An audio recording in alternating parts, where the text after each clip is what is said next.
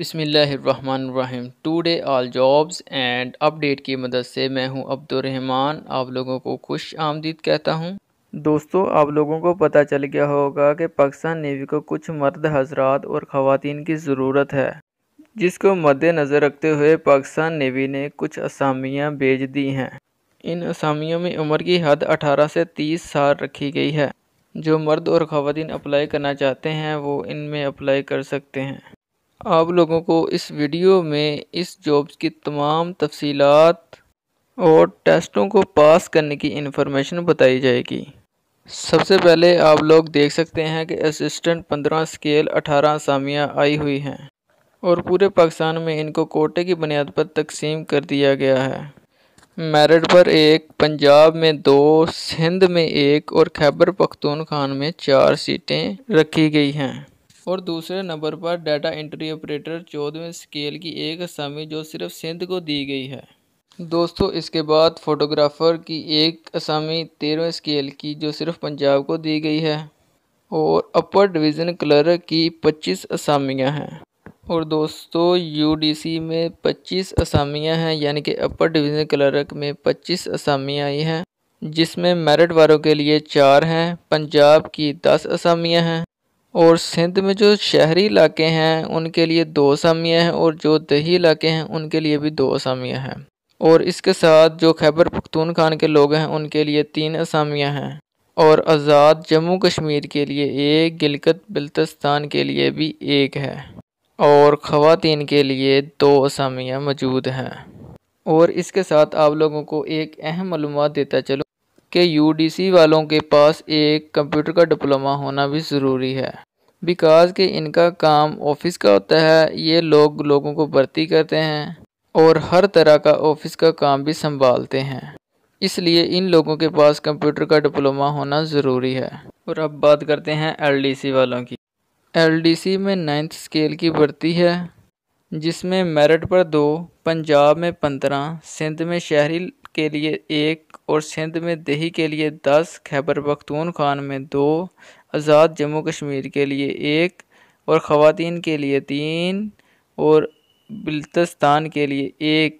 Total 35 असामियाँ मौजूद हैं। और दोस्तों, अगर आप इन तमाम डिपार्टमेंट्स में अप्लाई करना चाहते हैं तो आपके पास कंप्यूटर का डिप्लोमा होना ज़रूरी है और आपकी टाइपिंग स्पीड भी होना काफ़ी हद तक ज़रूरी और मुनासिब समझी जाएगी। अगर आप लोग काफ़ी स्पीड के साथ टाइपिंग वगैरह कर लेते हैं तो आप लोगों को तरजीह भी दी जाएगी। पाकिस्तान नेवी की जॉब पूरे साल में 2 मरतबा आती है, तो इस तरह की इन्फॉर्मेशन हासिल करने के लिए आप हमारे साथ कांटेक्ट कर सकते हैं और आप हमारे चैनल को सब्सक्राइब करें और बेल आइकन का बटन प्रेस कर दें ताकि आने वाली वीडियो आप तक पहुंच सके।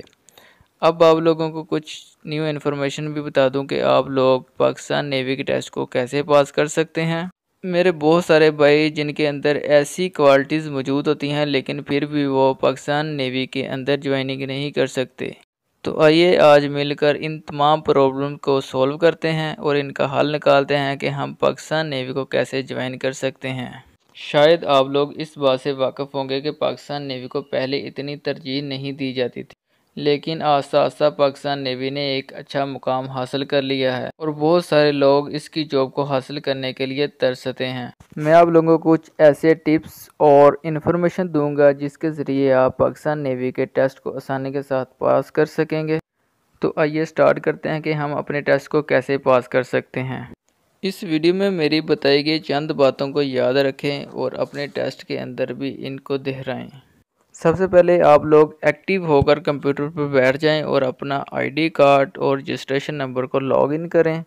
लॉगिन करने के बाद आपने अपना पहले एमसीक्यू को रीड करना है अच्छी तरह। अगर वो क्वेश्चन इंटेलिजेंस का है तो आप उसको पहले सीधे तरीके से पढ़ें और फिर उल्टे तरीके से उसको सॉल्व करें। इससे ये होता है कि जो इंटेलिजेंस के क्वेश्चन होते हैं वो आसानी के साथ सॉल्व हो जाते हैं जब उसको हम उल्टे तरीके से सॉल्व करने की कोशिश करते हैं। और इसके साथ आप लोगों को एक वाइट बोर्ड मार्कर भी दिया जाता है जिसके ज़रिए आप लोग अपने क्वेश्चन को लिख कर भी सॉल्व कर सकते हैं। अगर आप लोग एक एमसीक्यूज़ को उल्टा या सीधा करके सॉल्व करेंगे तो आप यकीनन उस क्वेश्चन को सॉल्व कर सकेंगे। अगर आप लोग एक ही तरतीब से क्वेश्चन को सॉल्व करते रहे तो आप कभी भी उस क्वेश्चन को सॉल्व नहीं कर सकोगे। इसी तरह 1 बाय 1 करके आप अपने इंटेलिजेंस के टेस्ट को पास कर सकते हैं। इसके बाद जो सेकंड टेस्ट ओपन होता है वो इंग्लिश का टेस्ट होता है। इस टेस्ट के अंदर ज़्यादा कुछ बड़ा नहीं होता, बल्कि वर्ब की फॉर्में पूछी जाती हैं या फिर हेल्पिंग वर्ब पूछ लिया जाता है, फाइल पूछ लिया जाता है या फेल पूछ लिया जाता है। ज़्यादा कुछ नहीं पूछा जाता, या फिर किसी सेंटेंस को तरतीब देना होती है। अगर आप लोग अपनी रोज़मर्रा ज़िंदगी में इंग्लिश न्यूज़ को ऐड करते हैं तो आप लोग कभी भी इंग्लिश के टेस्ट से फेल नहीं होंगे। और इसके बाद आपका मैथ का टेस्ट होता है। मैथ का टेस्ट तकरीबन ज़्यादा मुश्किल नहीं होता है, बल्कि आसान से क्वेश्चन होते हैं। जो आप लोग फार्मूले वगैरह पढ़ते हैं वही क्वेश्चन होते हैं। जस्ट आप उन फार्मूलों को दोहरा कर जाएँ ताकि जब वो क्वेश्चन पूछें तो आप उन फार्मूलों को इस्तेमाल करते हुए अपने क्वेश्चन को सॉल्व कर सकें। और मैथ के पेपर में जो ज़्यादा क्वेश्चन आते हैं वो सीरीज़ के होते हैं, जैसा कि 2, 3, 7, 9 इस तरह के क्वेश्चन आते हैं। तो इसके बाद आप लोगों को खुद ही पता चल जाएगा कि 11 आएगा या 13 आएगा, जो भी आएगा आपने उसका टिक मार्क कर देना है।